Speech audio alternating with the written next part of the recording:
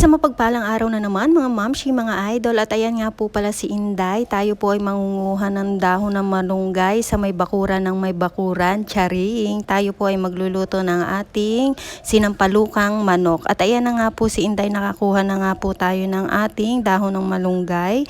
Ngayon naman po ang ating gagawin ay gigigisa na po natin yung ating bawang. Isusunod ko na po dyan yung ating luya.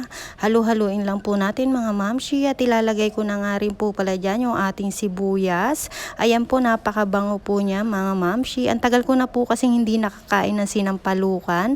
At ayan nga po pala yung manok natin. Ilaga ko po muna bago ko iginisa para mabilisan na lang po.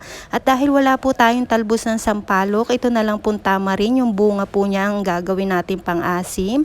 At ayan nga po pala yung dahon ng malunggay. At dahil po kumukulo na yung ating manok, nilagay ko na po yung cubes natin, chicken cubes. Naglagay rin po ako dyan ng 2 sili. Pakuluan lang po natin mga mamshi. At dahil kulong-kulo na po, ilalagay na po natin yung ating tamarin. Yung tamarin natin, tinunaw ko lang po sa mainit na tubig.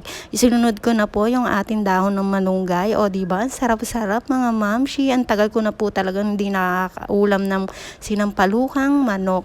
At ayan na nga po, luto na nga po mga mamshi. Ayan, kain po tayo. At ayan na po, o diba, panalo. Maraming salamat po. Follow my page.